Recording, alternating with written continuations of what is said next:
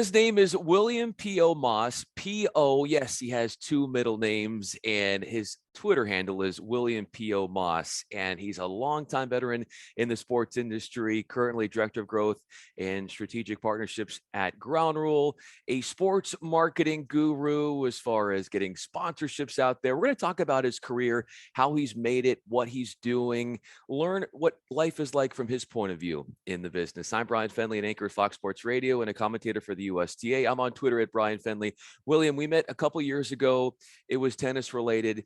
It was a lot of fun. And it's cool to see how your career has morphed in what you're doing now at Ground Rule. How was that testing you in ways before? Because I know more so in the past, you were doing more tennis stuff. Now Sure. you're doing everything when it comes to sports, it seems, with the work you're doing at Ground Rule. Yeah, well, first, Bryan, thanks for having me. It's a joy to join your illustrious group of people who have been here in the past. So thanks for that. And, I am absolutely loving what I'm doing at Ground Rule. It is every day is a challenge. We're a boutique management advisory agency that is actually specializes in sports and entertainment. And Ground Rule is a parent company. We have four kind of sister companies below us or within the brand that do a variety of things. So we are doing everything from helping organizations fund their dreams in terms of grant funding and sponsorship and development, as well as helping them build new things and build new projects in our project management and owners representation work. We're helping people stay safe in risk management. We do a lot of work on the risk management side.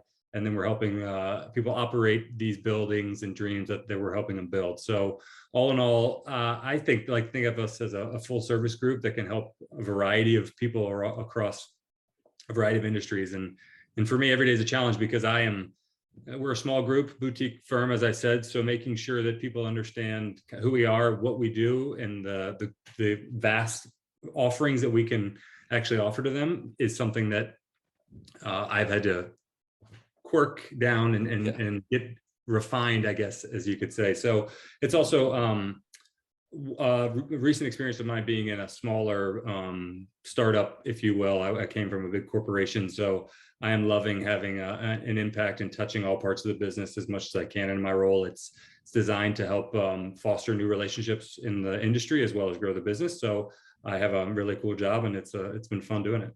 Speaking of relationship building, which you are so good at, what is it about you where people are drawn to you, they're gravitating towards you based upon your relationships, and how that ultimately leads to the success that you're having in the business world? Well, you're very kind. I'm not sure everyone gravitates towards me, but I have had a lot of good mentors in my life, going back to my grandfather and recent bosses and things of that nature, who have always told me, you have one chance to make a first impression, and you have to remember that along your way, and you have to always make sure that you're nurturing your connections, right? If I think about good words that my former boss, a guy named Chris Howard, who's the president of Robert Morris University, always instilled in me the necessity to nurture your connections and do more for those around you than you expect for them to do to you. So I just try to approach every day like that, make sure that I'm reaching out to people, not only to offer help that we at Ground Rule can do, but me personally, if I can make any connections to help their career. I love talking to younger men and women that are trying to get into the sports industry too, because I am lucky to live and work in a place that has given me so much, and that would be tennis and sports in general. So if I can do anything to help people get to where I am, you got to grind, you got to fight, you got to do all you can. But it's the people who are willing to go the extra mile, which is what I always taught, that I think you reflect back on when you're looking for an opening. So it's all about approaching things in a positive and optimistic way, and making sure that you're doing more than you're asking people to do for you. William P.O. Moss is with us with Ground Rule. I'm Bryan Fenley with Fox Sports Radio, commentator for the USTA.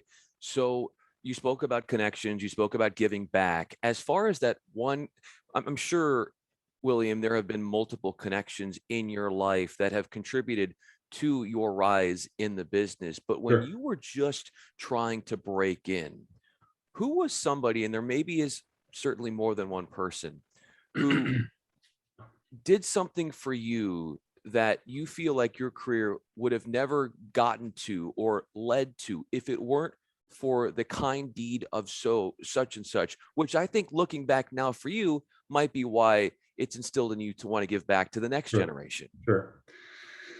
Well, I mean, there are tons of people out there that have done an immense amount for me and given me opportunities. I grew up as the third child in a large family of tennis players, and so if I think back, to people that have pushed me to do more and to become more than they were, my older brothers and sisters have obviously given me the drive. But if I can think of one person in particular that really, I think, saw within me kind of my greater potential, it would be actually from the BNP Paribas Open, the Indian Wells tournament in Indian Wells. A former director of marketing, Dee Felich is her name, and Dee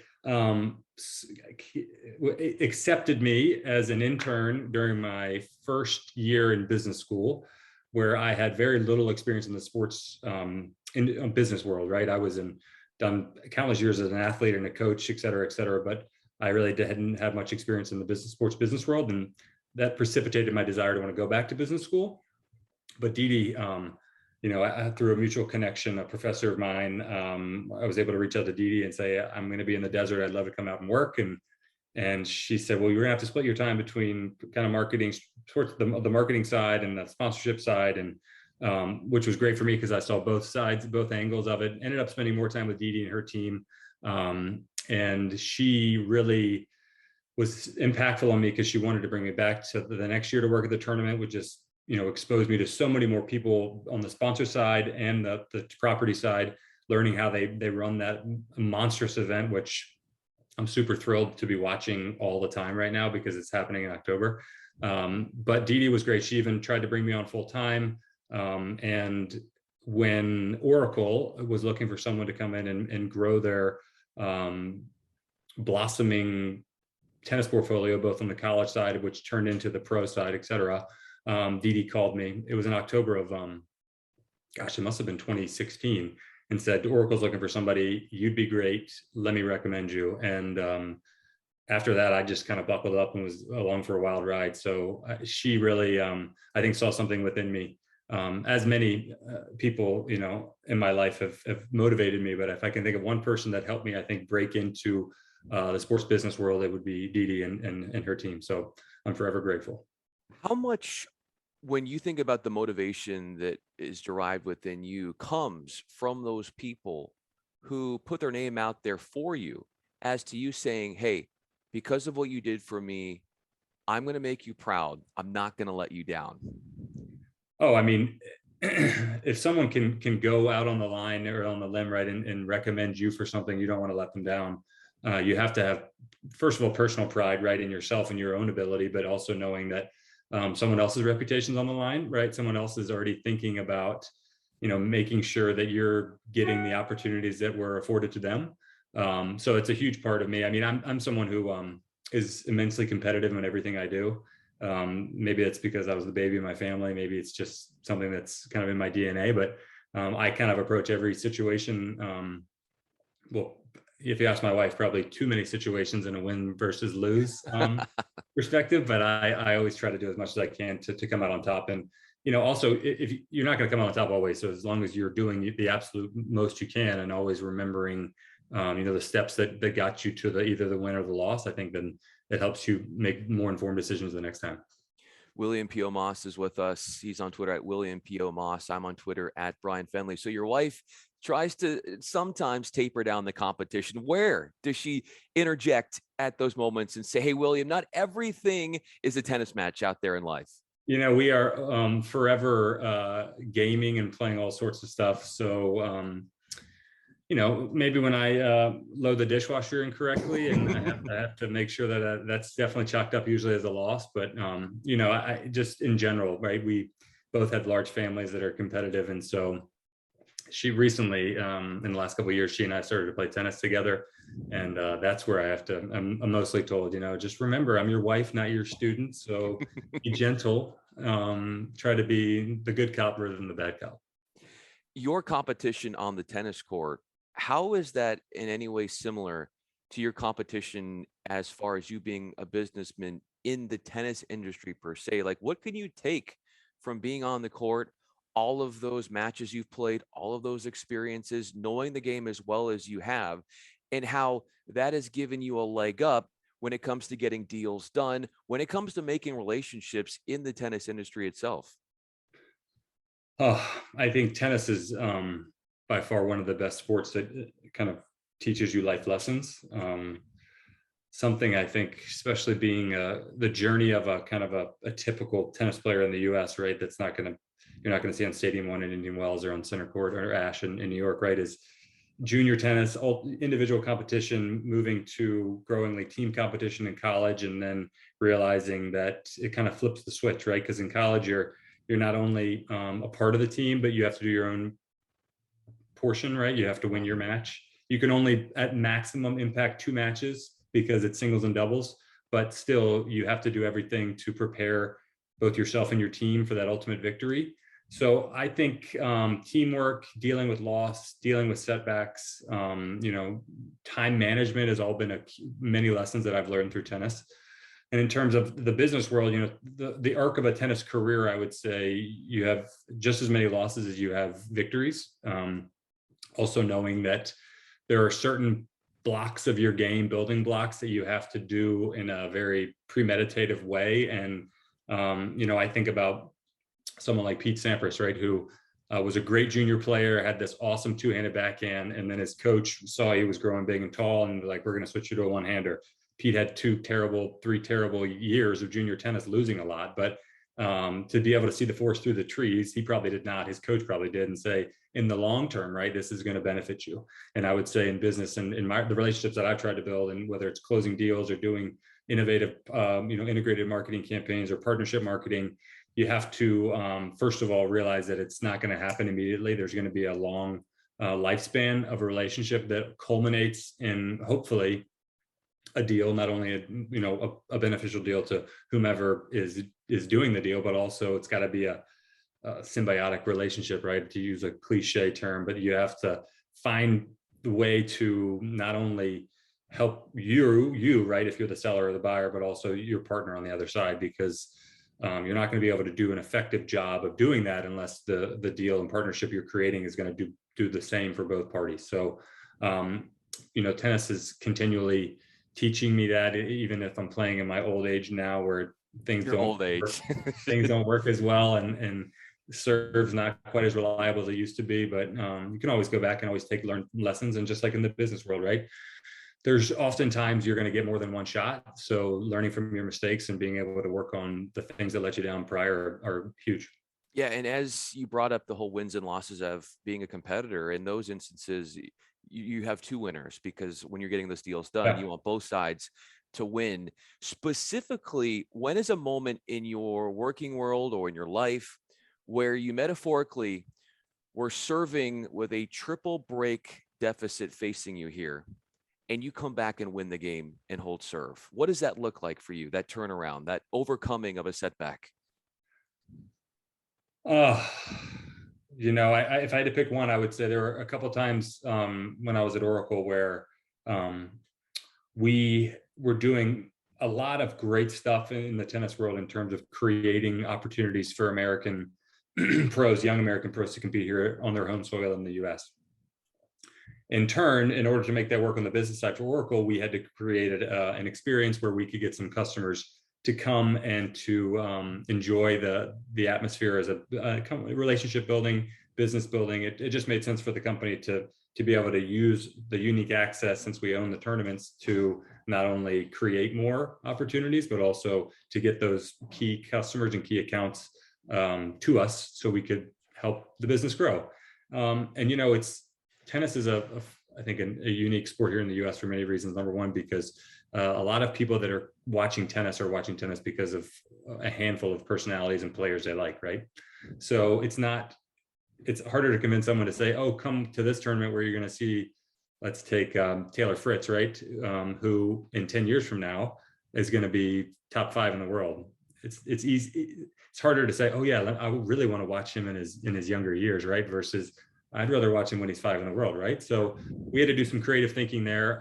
And a couple of times when we were struggling to gain traction and had to do some innovative changes to the program, or really think about how we were going to create a reason to come to the tennis despite the tennis, that maybe sounds backwards, but create opportunities and reasons for people to come and enjoy the event, maybe as tennis as a secondary option, but still come to the event and enjoy the event. And once you get people there, right, it's just getting them in the door. Then they're going to come back. Then they're going to know what it's all about. So we were able to partner with a great group, actually based out of LA, Inside Out Sports Entertainment, who runs the Champion Series. Those guys were huge to us because they were not only great partners, but they were willing to work with us. And honestly, a lot more people would want to come see Johnny Mack versus Andy Roddick, as opposed to some kind of unknown player at the time battling it out for a challenger 150 title, if you know what I'm saying. So a lot of the times, I guess, down break point, struggling to gain traction with the event, and you need people on site in order to make it work, kind of having to flip the script and think outside the box, as I mentioned, and come on down for this, sip and see, or a cool wine tasting or something like that people are going to come to experience, and then lo and behold, enjoy themselves and come back the next day. When people see all that, they certainly gain an admiration for what you're doing, the outside the box stuff, which is critical, being creative as well, and the hardworking aspect that you have as well. The all play into what your success has been like in the tennis industry and beyond. We're joined by William P.O. Moss. I'm Bryan Fenley. How do you, and I know you've got so many more things that you're going to accomplish in your career, how do you want to be perceived in the working world, in the tennis industry?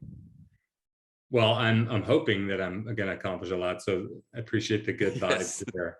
I would say number one is an honest, person to deal with, not someone who's going to sell you short or try to overpromise and underdeliver. I think honesty is key. Being trustworthy is what creates a career that's long spanning. I also want to be known as someone that's creative and ready to think outside the box. Someone who is willing to go the extra mile, and someone who never says no, right? I think a big part of what I've learned now is there are requests that on the surface seem like they're impossible, right? But if you always approach it, and the first word to know out of your mouth for everything that either a client's requesting or there's an innovative idea that your brand is being asked to participate in, if you say no, then that's going to become your reputation, right? And you're going to have fewer and fewer cool challenger ideas, things like that, people coming to you saying, let's think about it this way. So if you say no, then you're going to miss out on those opportunities, because they're just going to assume that your answer is going to be no, and they're going to go to either a competing athlete, brand, property, and you're going to miss out because one of them is going to be a gold mine. So not saying no and being able to say, well, maybe not the way you're envisioning it, but we can do it this way, right? And just trying to figure out a workaround, I think, is really key for long-term success. William P.O. Moss is with us. I'm Bryan Fenley. When you think about your abilities as a tennis player, what was the height of your playing career? I was very fortunate in my life to play Division III college tennis at a little school in Southwest Virginia called Hampden-Sydney College. And I'm from a long history of Hampden-Sydney men. My grandfather, dad, uncle, brother, right? Everyone kind of found their way to Hampden-Sydney in some way. And I loved playing Division III tennis because there was more to your experience than just athletics. They say D3 athletes, student athletes are students first, because there's no athletic scholarship. There are all the infrastructure that most bigger programs, there's not there for you. You really are a student first, and athletics is just part of your college career. Part of your college experience. And for me, that was very much so. I was tried to do as much as I could on campus, right? Student life was a big part of me. I tried to balance as much as I could. We were really fortunate to win a conference title my junior year. That's one of the biggest accomplishments of my tennis career, I can say, beating a team who had won 13 or 14 straight titles. So coming out as the underdog was great for me. And individual accolades aside, I think, which I was fortunate enough to receive a few, I would say the team victory there junior year, winning our conference title was fantastic. And then from there, we didn't win the whole thing, but we had a blast moving on to NCAA's, et cetera. So from my short playing career, I would say that would be it. And I spend more time right now trying to get my handicap into single digits than playing tennis, but still it's a sport that my whole family continues to play. So, and I don't think if not for Division III athletics, I don't think I would still want to, number one, play as much tennis as I often do throughout the year or work in the sport. I really think that when your experience is so laser focused into one activity, which you have to be at some respects, right, to be at the highest level. But I think there's burnout there. And I think for me, playing Division III tennis was allowed me to enjoy college for what it was holistically versus just one aspect, and also has motivated me to stay involved with the game, whether it's playing socially now or working in the sport and trying to make it a better, bigger thing here in the US. The world is better off with a more well-rounded William P.O. Moss. It is nice to see, though, from a professional tennis standpoint, that, yeah, even though they're D1, there's a lot more, especially on the women's side, a lot more college players that are making it really high up in the pro ranks, and on the men's side as well, too. So it's really cool that that might not have been a route as many people would have taken in the past, but more so now. My final question for you is this: your mentality as somebody working in the industry now, what tennis player professionally do you think mimics your mentality, the way in which you watch him or her on the tennis court, how they handle adversity, how they handle the big point, what they're like when the pressure is on, and how that might be similar to you? Who is that person that you think resembles most like you? I'd like to build a super player, right? If I could, and answer the question, I'd want the stoicism of Federer. I'd want the attacking nature of a Sampras second serve. But if I think about someone who is going to try to personify my approach, right, I'd like to say being aggressive is important, but controlled aggression, I would say. And the person that sticks out in my mind is Andre Agassi, because he, right, was an aggressive baseliner, could step in and take it early. He recognizes opportunities too. And I think in order to be successful, you have to have a certain, fire behind you, driving you forward. I think Agassi, despite maybe what his book has said since I've read it, in terms of, at least when I was watching him, not knowing the inside, he had an immense desire, fierce competitiveness, and then he could step up on second serve, right, up break point, and step in and take that backhand, crush it down the line for the winner. And I think that mirrors what I try to do in business too. Because when you see an opportunity and it's the right one, you have to be very, very deliberate about how you're approaching it, commit, and then follow through. And if you're not ready to commit fully, then you probably won't succeed. So again, if I could think about it, I'd build a super player, and we could have a lot of different facets from a lot of different great players. But Agassi, I think, would be the one. And there are a lot of women players out there too that I would be remiss if I didn't think about, the clutch gene of Serena or things like that. So great question. You got me thinking now.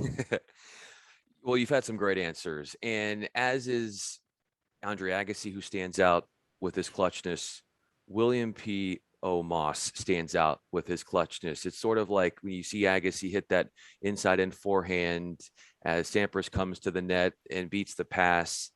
I feel like I'm watching Moss and what he's doing as far as getting deals done. William P.O. Moss.